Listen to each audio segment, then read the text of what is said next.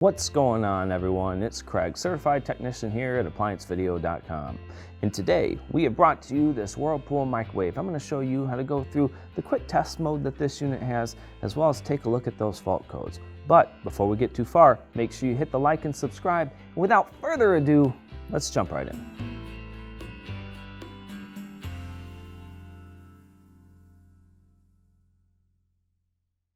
Entering the tech mode is pretty simple. All you have to do is go to the display and hit cancel, start. And if you are successful, all the LEDs will illuminate, showing you that you have went into test mode.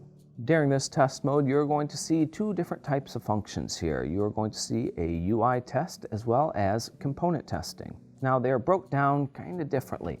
First, you're going to have your top buttons, which are like the reheat, the cook time, stuff like that.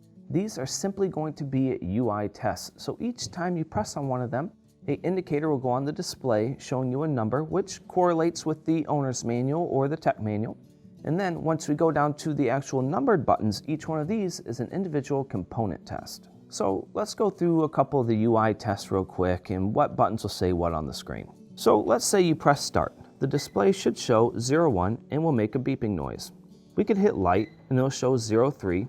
Fan will show 04, clock 06, timer 07, the 30 seconds add you'll get 09, cook time 10, cook power 11, cook 13, reheat 14, defrost 15, soften 24, popcorn 18, potato 19, and pizza 20.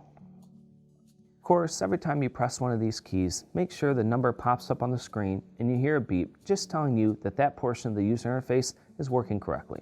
Moving on to the component test, we'll go ahead and press key 1.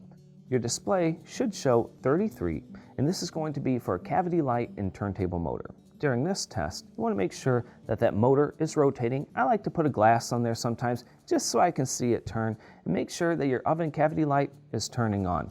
If not, obviously you'll want to go to one of these portions to see what the problem is.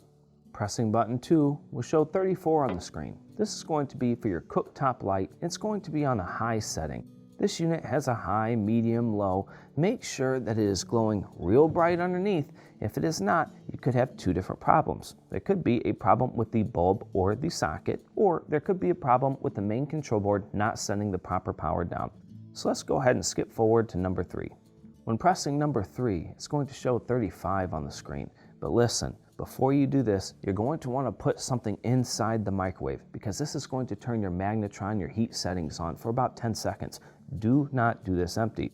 Put a cup of water inside, turn it on. The turntable should not move, but you should hear just the magnetron firing up. This is going to give you the opportunity to distinguish the different sounds in the microwave because sometimes when you run this and it's not heating, you can be fooled because you'll hear the sound of the fan and not the magnetron. This is just turning on the magnetron so you can make sure that it heats and only runs it for about 10 seconds.